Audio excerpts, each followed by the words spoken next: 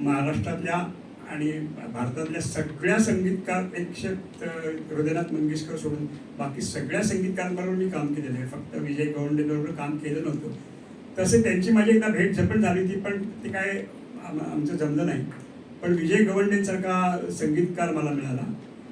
प्रकाश योजना अर्थात मिस करतोय. आणि या प्रकाश योजनेमध्ये पण काहीतरी नवीन प्रयोग करण्याचे प्रयत्न केलेला आहे. या नाटकाचं वैशिष्ट्य असं आहे की वेगळा केलेला फॉर्म आणि रंगभूमीला काहीतरी नवीन देण्याची गोष्ट मी या नाटकाद्वारे परत एकदा करतोय. लक्ष्मीनारायण प्रोडक्शन्सचे सर्व दोघे जण, रणजित देसाई आणि केदार सामंत यांचे मी आभार मानतो की त्यांनी मला एक चांगली संहिता, चांगला प्रयोग करण्यासाठी माझी निवड केली आणि मी प्रयत्न केलेला आहे. बघूया आपण 19 तारखेला काय होतं ते. कुमार बरोबर मला पहिला म्हणतो ना आपण, एक मोका आला होता काम करण्याचा. तो म्हणजे कुणीतरी आहे तिथे. त्याच्या मी पहिल्या 4-5 दिवस रिहर्सल्स केल्या होत्या, पण त्यावेळेला मी एवढी बिझी होती चित्रपटांमध्ये, त्यामुळे मी करू शकले नाही. मग बजरंगाची कमाल मी केलं आणि नंतर काही नाटक आलं. मला ह्या दोन्ही निर्मात्यांचंही खूप कौतुक करावं असं वाटतं, कारण या दोन्ही निर्मात्यांनी हॉरर हा जॉनर निवडलेला आहे की खूप रिस्की असतं हॉरर जॉनर करणं, धाडसाचं काम आहे हे. आणि मी त्यांना थँक्यू म्हणेन, कारण मला स्वतःला हॉरर जॉनर खूप आवडतो.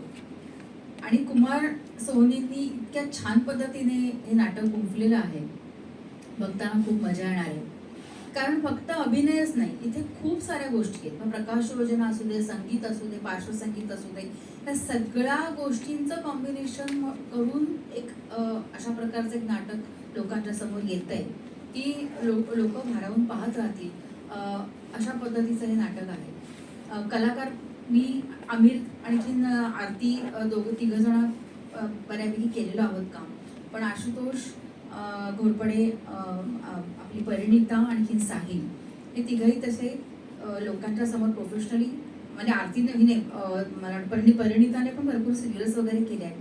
पण एक छान चांगल्या पद्धतीचा रोल लोकांच्या समोर येतो आहे त्यांच्या माध्यमातून.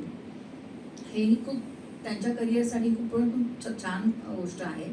आणि म्हणजे आम्ही एवढे 7 जण असून सुद्धा प्रत्येकाला चान्स आहे. प्रत्येकाला लेखकाने किंवा जी आम्ही प्रत्येक पात्र आहे ना, हे प्रत्येक पात्र ना लोकांच्या समोर प्रॉपर येणार आहे. म्हणजे असं नाही की प्रिया बेर्डे आहे म्हटलं तर प्रिया बेर्डेना दिसणार आहे, तर त्यांचा तेच फक्त हे करणार, तसं नाही आहे. खूप वेगवेगळ्या गोष्टी इथे लोकांना बघायला मिळतील. वेगवेगळ्या प्रकारचे रोल्स बघायला मिळतील, भूमिका ज्या आमच्या कलाकारांनी वठवलेल्या आहेत. आणि माझ्याबद्दल म्हणायचं झालं तर मी आतापर्यंत ग्रामीण भूमिका केल्या आहेत बऱ्याच वेळेला. नाटकांमधून सुद्धा मला त्याच प्रकारचा बाज लोकांनी दिलेला आहे किंवा मी तो केलेला आहे तशा प्रकारच्या भूमिका. पण मी सर्वप्रथम अशा प्रकारची भूमिका करते की सोशल आहे, की ती दिसायला वागायलाही तशी आहे. म्हणजे कुठेही तो लाऊड तसं कॅरेक्टर हे नाही आहे. आणि एक अनाथाश्रम चालवणारी जी मावशी आणि तिच्या अनुषंगाने तिच्या आजूबाजूला घडणाऱ्या या सगळ्या, आणि वाडा आहे मध्यवर्ती. मग आमचा जो हा वाडा आहे तो वाडा आमचा हिरो आहे ॲक्च्युली, आणि वाड्याच्या आजूबाजूला घडणाऱ्या या गोष्टी आहेत. मी सत्यभामा इनामदार नावाचं पात्र इथे साकारते आहे, जी अनाथाश्रम चालवणारी मावशी आहे. आणखीन या सगळ्यांची मावशी आहे. आणि त्यांचा जो पूर्वापार चालत आलेला वाडा जो आहे, त्या वाड्याच्या भोवती हे सगळं कथानक फिरतं. आणि आमचे सगळे आता पात्र परिचय. नमस्कार, सगळ्यांचं सहर्ष स्वागत आहे.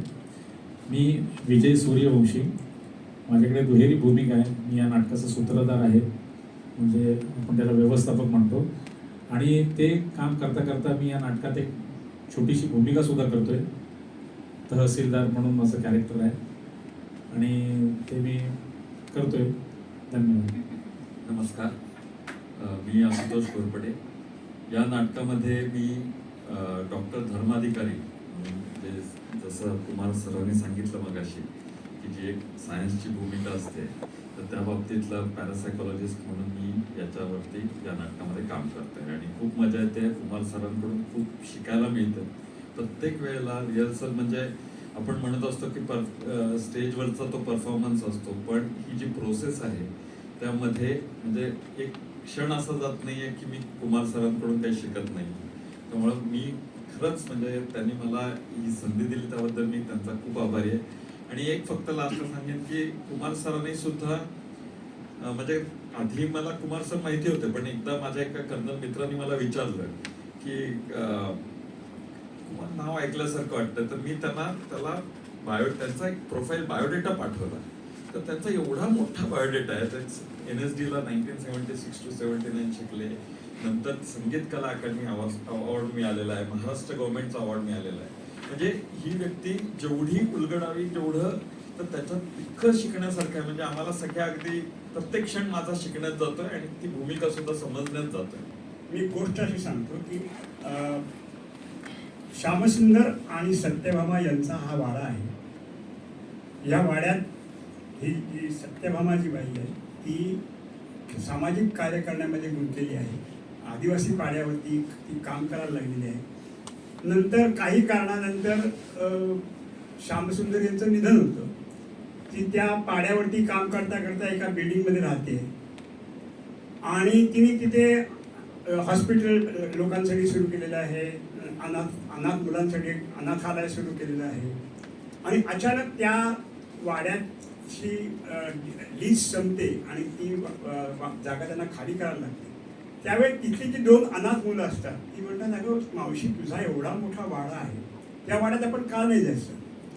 तर ती सांगते तो वाडा भारलेला आहे, झपाटलेला आहे, तिथे भूतं आहेत, तिथे जो कोणी माणूस गेला तो जिवंतपणे परत आलेला नाहीये, त्यामुळे तिथे जायचं नाही.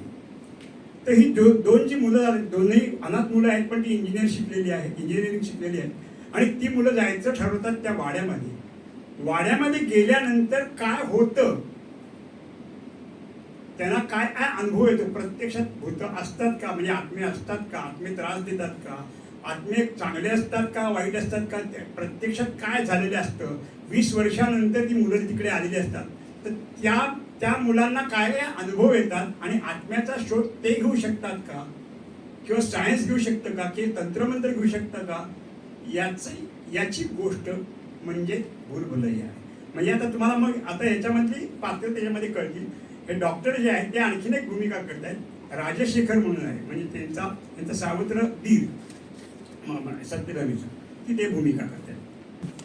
माझं नाव आहे अमीर अरुणाशा कडवळकर. सर्वप्रथम केदार सर, रणजित सर यांचे मनापासून आभार की मला कुमार सरांबरोबर काम करण्याची संधी मिळाली. खरं तर सगळ्यांनी सगळं सांगितलेलं आहे आणि कुमार सरांचा बायोडेटा असेल किंवा रणजित सरांचं आजपर्यंतचं कार्य, आम्ही हौशी कलावंत असल्यापासून एकांकिका स्पर्धा पुढायला आम्ही बाबा वर्धनच्या केल्या होत्या नाट्य महोत्सव, तेव्हापासून मी केदार सरांना, रणजित सरांना ओळखतोय आणि खरोखर थँकफुल आहे की जसं आता आशुतोष सरांनी सांगितलं, प्रत्येक गोष्टीवरती, प्रत्येक इमोशनवरती, प्रत्येक लुकवरती वर्कआउट करणाऱ्या दिग्दर्शकाकडे मला काम करायचं होतं आणि ती संधी मला ह्या दोघांनी दिली, त्याबद्दल त्यांचे पण मनापासून आभार.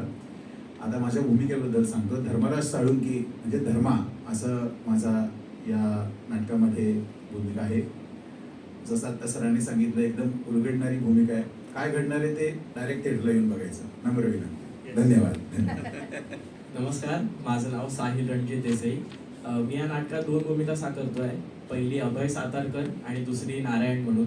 त्यातला अभय सातारकर, जसं सरांनी सांगितलं, तो मावशीकडचा पहिला अनाथ मुलगा आहे आणि तो एकदम यंग जनरेशनचा आहे. त्यामुळे तो एका वेगळ्या समजाने वाढत जातो आणि हळूहळू मग वेगवेगळ्या गोष्टी त्यालाही तिथे उलगडतात.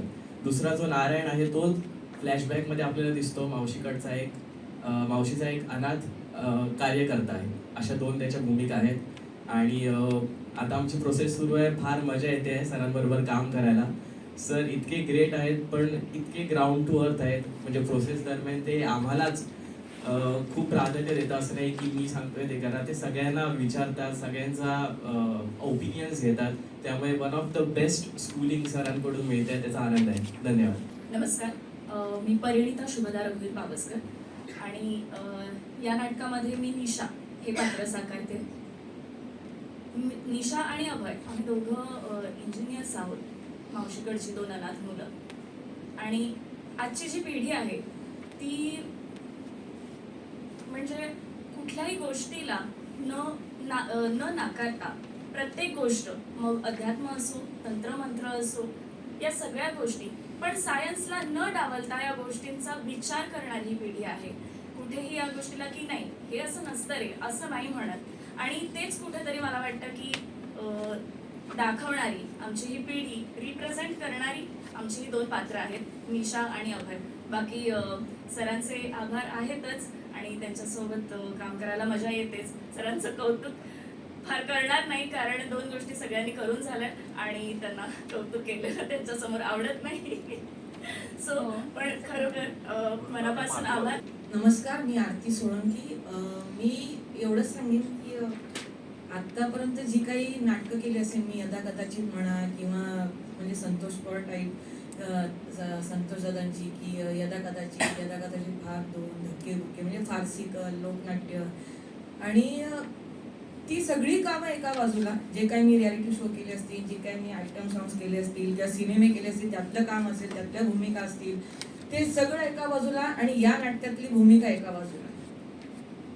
खरं तर हे चॅलेंज आहे माझ्या स्वतःसाठी की मी ह्या नाटकात जी भूमिका माझ्या वाट्याला आली आहे आणि त्या भूमिकेला मी न्याय द्यावा. आणि मला असं वाटतं की ते होईलच, कारण शेवटी मी नाटकच मुळात घेतलंय कुमार सोनी या नावासाठी. कारण मला असं वाटतं की ज्या पद्धतीने मी काम करत आली आहे त्या पद्धतीचे कामं आणि कुमार सोनी सर यांची यांचा जो एक काय म्हणतात, खरं तर मला शब्द सापडत नाहीये. मी तर जेव्हा त्यांचा मला फोन आला ना तेव्हा मी चेक केलं नक्की हे कुमार सोनीच आहेत का, मला खरंच वाटलं नव्हतं. मला मी आधी 2-3 विचारलं पण की ते कुमार सोनीने मला फोन केला रे नाटकासाठी.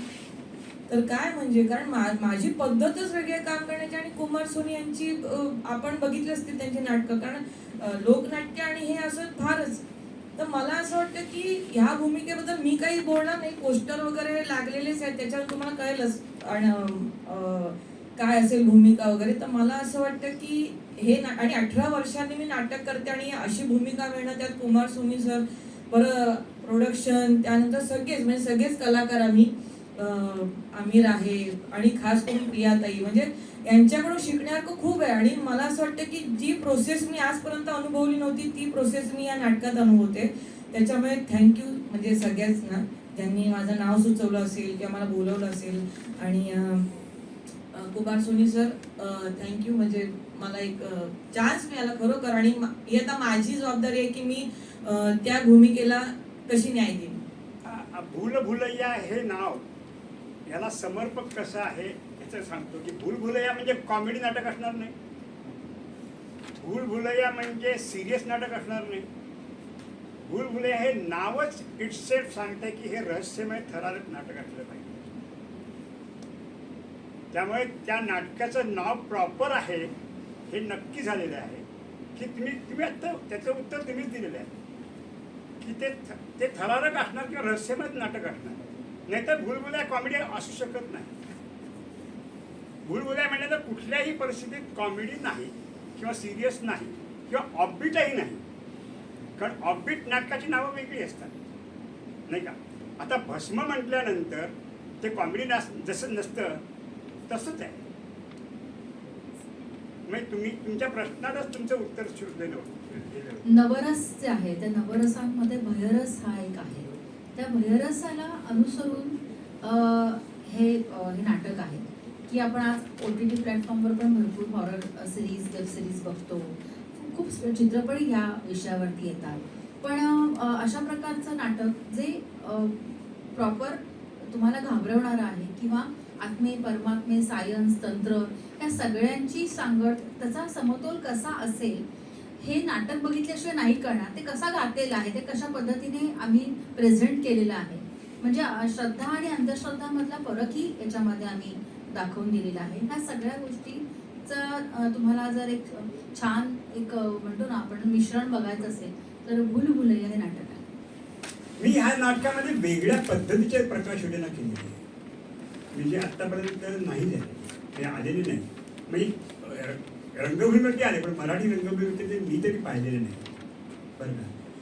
दुसरी महत्त्वाची गोष्ट म्हणजे कसं असतं की पूर्वी जेव्हा गडकरी म्हणा किंवा खाडिलकर म्हणा यांची जी नाटकं होती ती सगळी गद्य स्वरूपात होती, एका जागी राहून उभं राहून होती.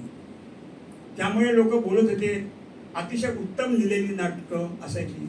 पण सध्या काय झालंय, आपल्यातला मुलगा जन्माला आल्यानंतर 5 वर्षाचा जो TV बघायला लागतो त्याला व्हिज्युअलची सवय झाली.